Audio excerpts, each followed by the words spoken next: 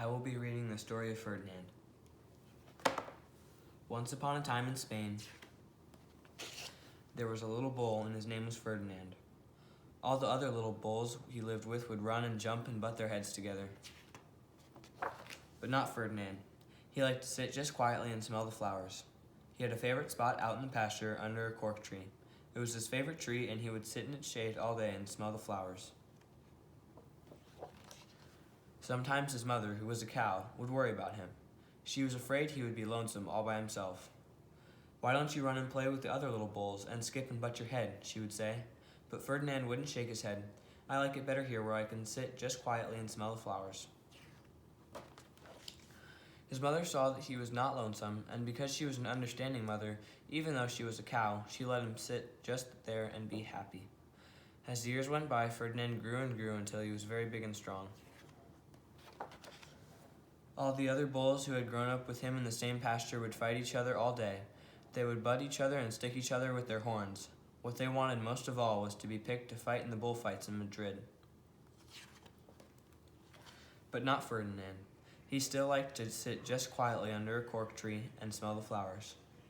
One day, 5 men came in very funny hats to pick the biggest, fastest, roughest bull to fight in the bullfights in Madrid.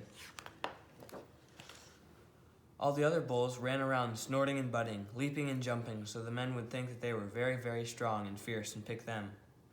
Ferdinand knew that they wouldn't pick him, and he didn't care, so he went out to his favorite cork tree to sit down. He didn't look where he was sitting, and instead of sitting on the nice cool grass in the shade, he sat on a bumblebee. Well, if you were a bumblebee and a bull sat on you, what would you do? You would sting him, and that's just what this bee did to Ferdinand. Wow, did it hurt. Ferdinand jumped with a snort. He ran around puffing and snorting, butting and pawing the ground as if he were crazy. The 5 men saw him, and they all shouted with joy. Here was the largest and fiercest bull of all, just the one for the bullfights in Madrid. So they took him away for the bullfight day in a cart. What a day it was. Flags were flying, bands were playing, and all the lovely ladies had flowers in their hair. They had a parade into the bull ring. First came the banderillos, with long, sharp pins with ribbons on them to stick in the bull and make him mad. Next came the picadors, who rode skinny horses, and they had long spears to stick in the bull and make him madder. Then came the matador, the proudest of all. He thought he was very handsome and bowed to the ladies.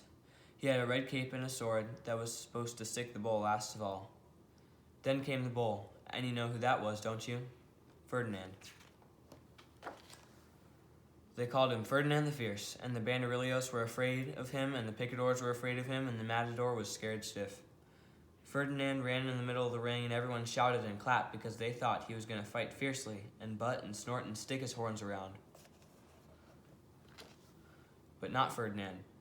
When he got to the middle of the ring, he saw the flowers and all the lovely ladies' hair and just sat down quietly and smelled. He wouldn't fight and be fierce no matter what they did. He just sat and smelled. And the banderillos were mad, and the picadors were madder, and the matador was so mad he cried because he couldn't show off with his cape and sword. So they had to take Ferdinand home. And for all I know, he is sitting there still, under his favorite cork tree, smelling the flowers just quietly. He is very happy.